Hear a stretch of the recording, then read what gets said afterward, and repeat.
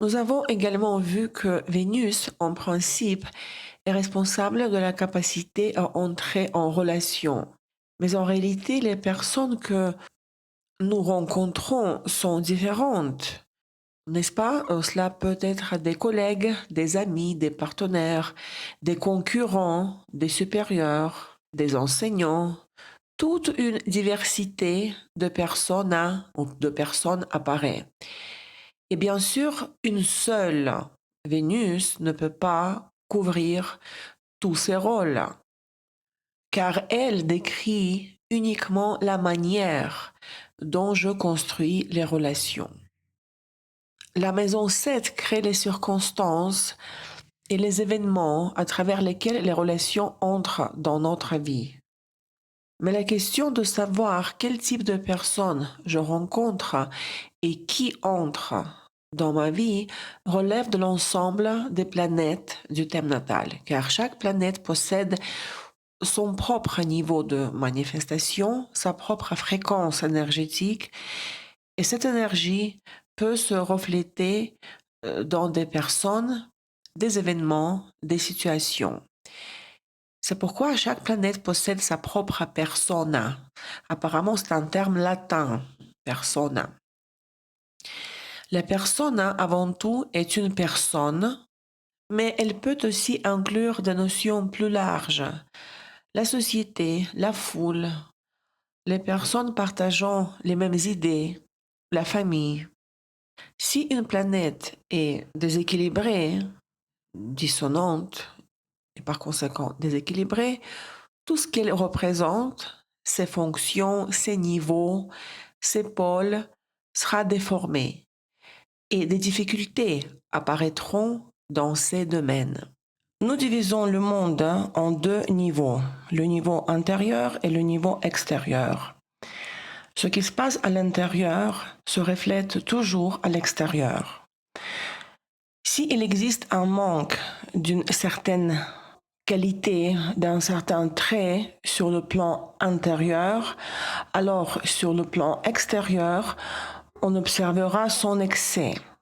Par exemple, si le Soleil dans le thème forme un carré avec Pluton, cela peut indiquer que la personne manque elle-même des qualités plutoniennes, la force, la fermeté, l'initiative, la capacité à s'affirmer. Ce manque existe au niveau intérieur, au niveau de la personnalité, et il va naturellement se refléter dans le monde extérieur. Le monde montre littéralement ce qui fait défaut à l'intérieur. Si la force, la solidité ou le centre intérieur font défaut, alors à l'extérieur apparaîtront leurs opposés. Pression, agressivité, dureté de la part des autres. Puisque le soleil décrit également l'image du mari pour une femme, alors un carré à Pluton du soleil dans le thème de la femme peut se manifester à travers les partenaires. Dans sa vie peuvent apparaître des hommes au caractère fort, dominant, parfois agressif, créant des tensions dans les relations. Leur rôle est comme d'activer les qualités manquantes. Dans un thème masculin, ce sont la Lune et Vénus qui fonctionnent de manière analogue. Vénus représente la femme comme personnage physiologique, les traits extérieurs. Par exemple, lorsque l'on dit « j'aime les blondes ou les brunes », c'est Vénus.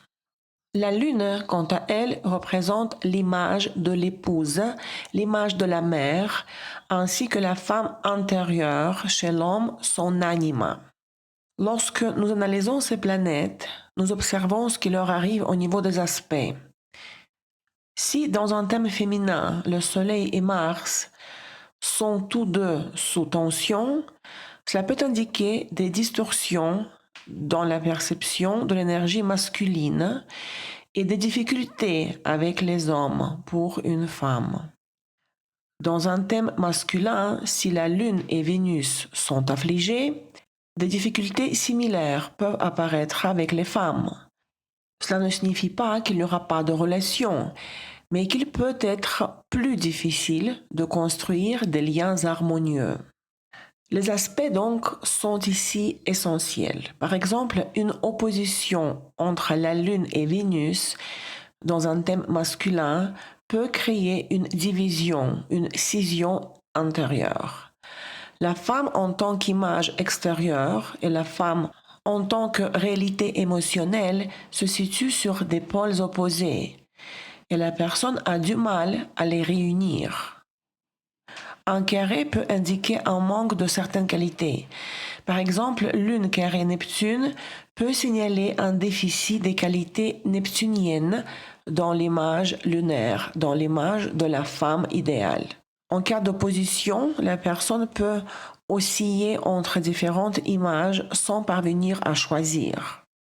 Des oppositions fortes, selon les critères de la force des aspects, entraînent des divisions internes, des triangles amoureux, des infidélités, comme tentative de comprendre ce conflit intérieur. En pratique, cela ne résout pas le problème, mais en renforce l'expression. Parfois, la tâche n'est pas le rapprochement, mais la mise à distance par rapport à la mère. Par exemple, en présence d'indications fortes, notamment avec la participation de la lune noire, lune natale, conjonction lune noire, Lilith natale. Il peut être nécessaire de se séparer de la mère, de renoncer au scénario maternel et de construire sa vie selon un principe opposé. Dans d'autres cas, au contraire, un rapprochement est requis. Tout dépend des aspects de la lune natale. La lune montre toujours un seul et même scénario, l'image de la mère, l'image du monde et l'image de la profession. Elles sont identiques, simplement exprimées différemment. Par exemple, une lune en aspect à Jupiter peut indiquer des attentes exagérées de la part de la mère et ce même modèle se produit dans la vie, dans la sphère professionnelle. Une lune affligée indique souvent la nécessité de recréer son chez-soi à partir de zéro. Cela peut se manifester par une séparation précoce avec la mère et le foyer, par des déménagements, une migration ou la création d'une famille, de sa propre famille, selon un scénario différent de celui de l'enfance. Dans ces cas, il est essentiel pour la personne de construire elle-même son espace, sa sécurité et son sentiment de foyer. Les personnes de Saturne.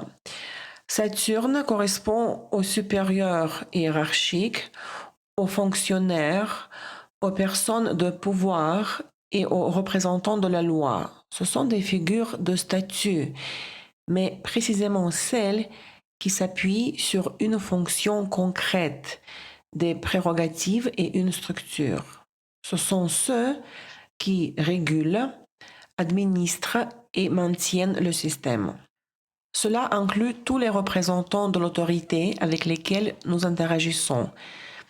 Administration à tous les niveaux, institutions, figures juridiques.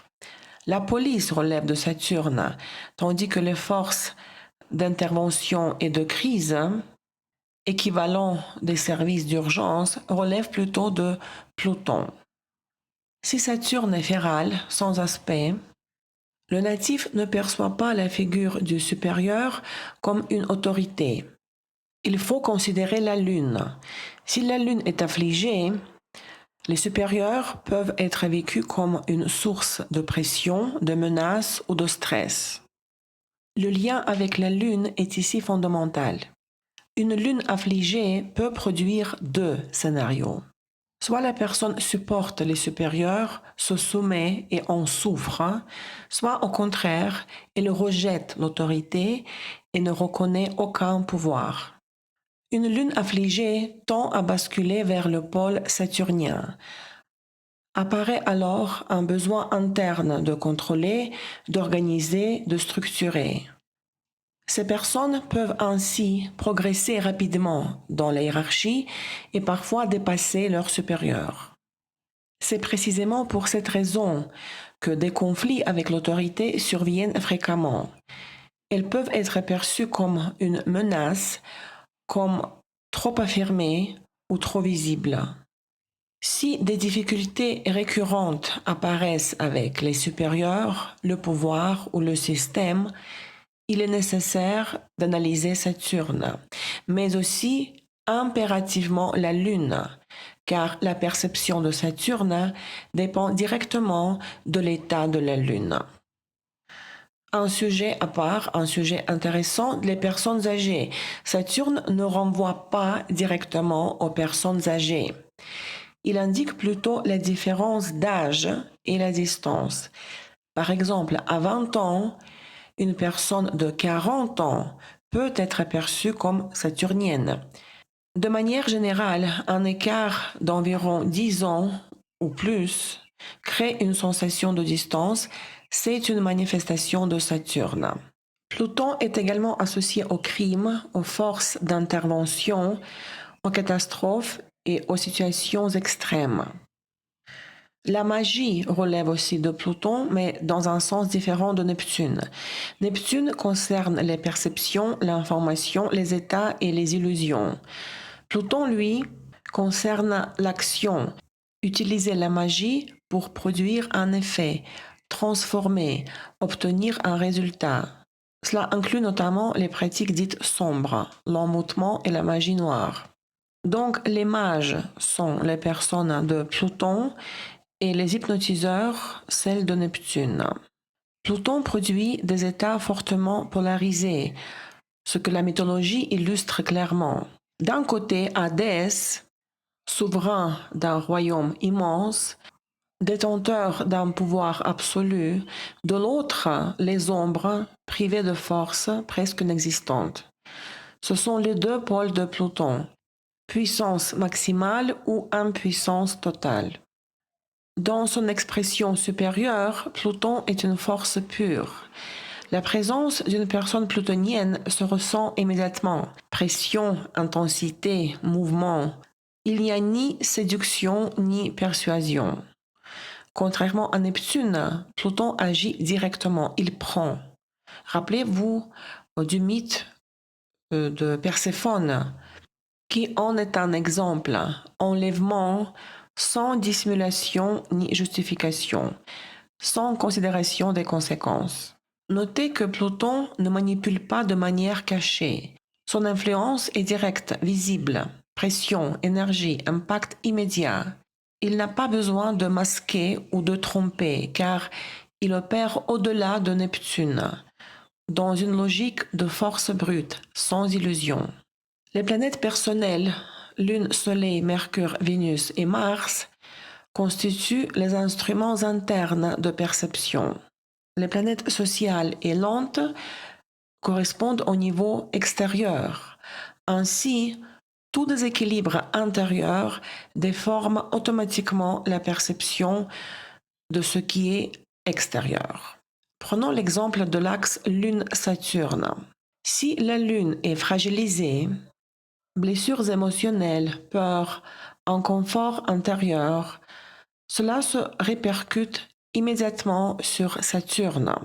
La figure du supérieur sera perçue à travers la tension, la pression ou la peur. L'individu projette alors son état intérieur sur les structures extérieures. Le même mécanisme s'observe sur l'axe Soleil-Uranus. Si le Soleil n'est pas intégré, manque de sentiment d'identité, de confiance en soi, d'individualité, la personne devient dépendante d'Uranus, du collectif, de la société, de l'opinion publique. L'environnement social commence alors à dicter le comportement. Ainsi, lorsqu'il existe un problème avec une planète sociale ou lente, il n'est pas possible de le travailler directement. Il est d'abord nécessaire de rétablir l'équilibre de son antagoniste personnel. Le signe du soleil représente la motivation, c'est-à-dire ce dont nous avons besoin dans cette personne à un niveau profond. Par exemple, un soleil en bélier indique un besoin de dynamisme, d'initiative, d'intensité, de mouvement chez l'homme pour la femme. Toutefois, si la planète est affaiblie par les aspects dissonants, ses qualités peuvent être enfuies car le signe n'est qu'un niveau d'expression. Donc ici, le soleil est étudié comme exemple de la personne du partenaire masculin dans le thème d'une femme afin de montrer comment le signe et les aspects construisent l'image de la personne et la dynamique relationnelle. Les aspects viennent donc compléter cette image décrite par le signe du soleil. Le principe déjà établi s'applique. En présence d'aspects dissonants, ce sont eux qui doivent être travaillés en priorité. Et ces conseils peuvent être appliqués dans les situations où vous êtes face à un homme qui vous intéresse, face à un partenaire potentiel, mais aussi si vous êtes en couple, si vous souhaitez améliorer votre relation avec le partenaire, suivez les conseils suivants, mais après avoir analysé le signe de votre soleil et les aspects du soleil. Les carrés indiquent qu'il est nécessaire d'ajouter les qualités de la planète en carré au soleil. Par exemple, soleil carré Neptune. Il faut introduire romance, mystère, profondeur, expérience nouvelle, créativité, imagination, voyage, symbolique neptunienne. Soleil en carré à Saturne.